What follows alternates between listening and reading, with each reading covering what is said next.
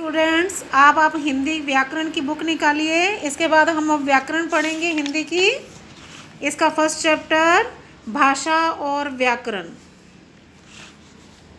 ऊपर दिए गए चित्र में आप देख रहे हैं कि एक नेता जनता को संबोधित करते हुए अपने मन के विचार उन तक पहुंचाने का प्रयास कर रहा है।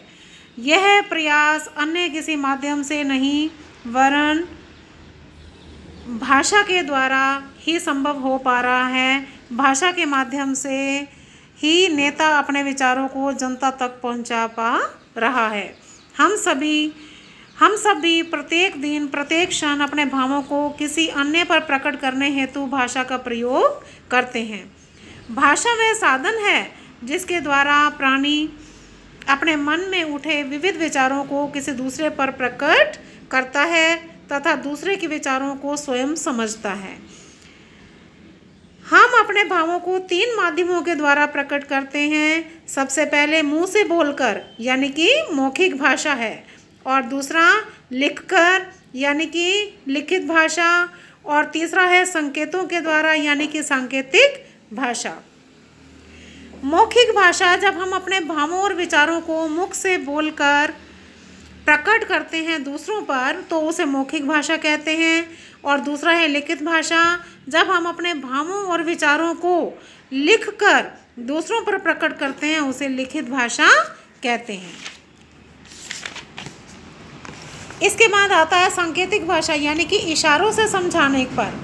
जब हम अपने हाथों से या किसी अन्य वस्तु के द्वारा के संकेत से अपने विचारों तथा मन के भावों को प्रकट करते हैं तो उसे सांकेतिक भाषा कहते हैं। इसका मीन्स हुआ कि हम अपने विचारों को तीन तरह से प्रकट कर सकते हैं। एक तो मुंह से बोलकर यानी कि मौखिक भाषा के द्वारा, एक उस भाषा को लिखकर यानी कि लिखित भाषा के द्वारा, और तीसरा है संकेत के द्वारा यानी कि सांकेतिक भाषा। इसके बाद हमारे देश में विभिन्न भाषाएं बोली जाती हैं जैसे कि हिंदी, सिंधी, असमी, अंग्रेज़ी, डोगरी, तेलुगु, उर्दू, मणिपुरी, गुजराती, संस्कृत, कन्नड़, तमिल, कश्मीरी, पंजाबी, बंगला, उड़िया, मलयालम, बंगाली, मराठी।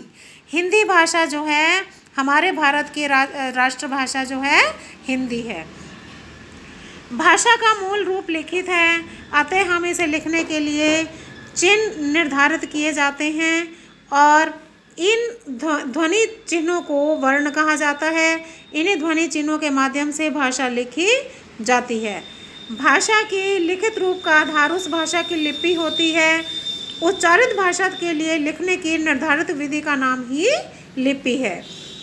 हिंदी की लिपि देवनागरी है। इस प्रकार मराठी, नेपाली, संस्कृत की लिपि देवनागरी, और अंग्रेज़ी की लिपि रोमन, उर्दू की लिपि फारसी, तमिल की लिपि तमिल, पंजाबी की लिपि गुरमुखी है। इसके बाद व्याकरण वह विद्या है जिसके द्वारा हम किसी भाषा को शुद्ध लिखना, पढ़ना और बोलना सीखते हैं। किसी भाषा का पूरा ज्ञान हमें व्याकरण के द्वारा ही होता है। व्याकरण को 3 प्रमुख भागों में बांटा गया है। सबसे पहले है वर्ण विचार, उसके दूसरे नंबर पर आता है शब्द विचार, और तीसरे नंबर पर वाक्य विचार। तो इसमें हिंदी व्याकरण में आज आपका होमवर्क रहेगा कि रीड चैप्टर 1, और आगे हम इसका अभ्यास करेंगे।